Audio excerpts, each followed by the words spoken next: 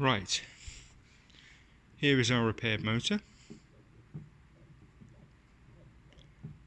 turning smoothly,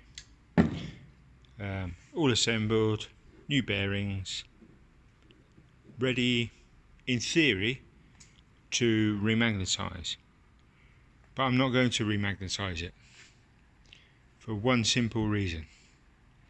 The magnets in the rotor of this motor are rare earth. They're samarium cobalt. You can tell this by the colour of them and how small they are. If you look at this rotor here, this is the magnet here. It's quite wide.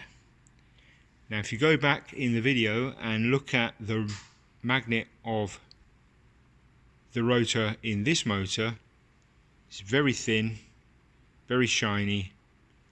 It contains a rare earth magnet, which fortunately for us doesn't demagnetize when we take it apart. I know, I've checked this, I've done a sinus test on this motor. Before we started the repair, the sinus voltage was 22 volts RMS per 1000 RPM.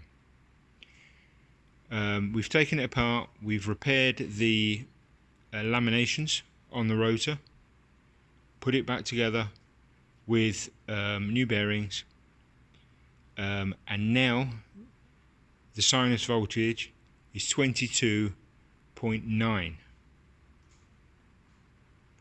So the voltage has actually increased, and I haven't remagnetized the motor. So it shows us that this motor doesn't demagnetize. So if I was to magnetize it now, I put it into my magnetizing rig, I set my percentage and I magnetize it, there's a possibility that I could get the polarity wrong and demagnetize the motor, and then not have enough power in our rigs to remagnetize it.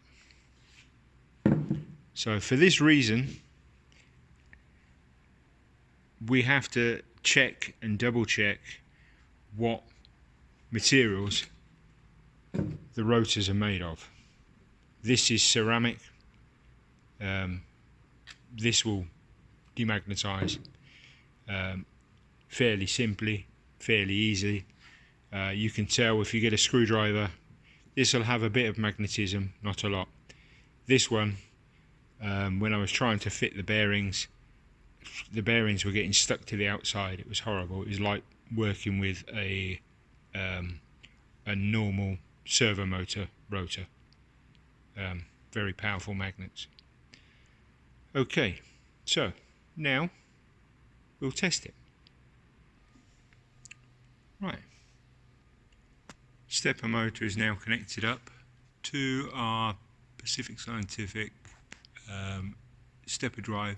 We use this one because it's very easy for us to write a program to test the steppers. This motor is rated at 6 amps, so the drive is set accordingly. I'm going to just download a program now.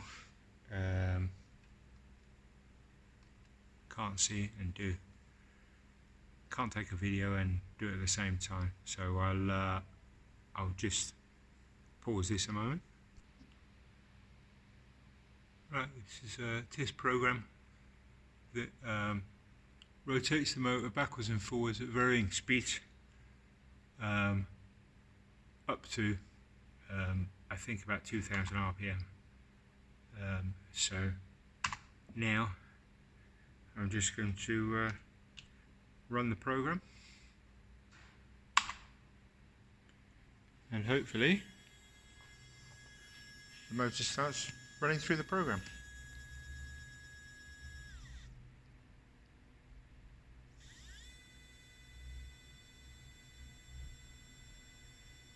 When a motor is demagnetized, it has very little torque. I can't stop this motor at all. Just running at slow speed, it's impossible for me to stop it.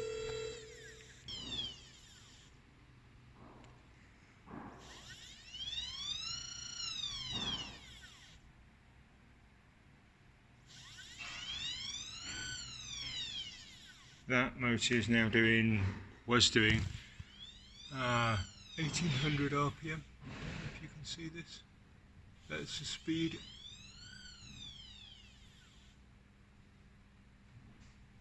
And it's doing precisely 20,000 steps. So every time it will stop in the same position, no matter how fast it's going, unless it misses steps, which is what we look for. Okay, so that's the process that we go through to repair a stepper here in the UK. It's not complicated, and I think if you had the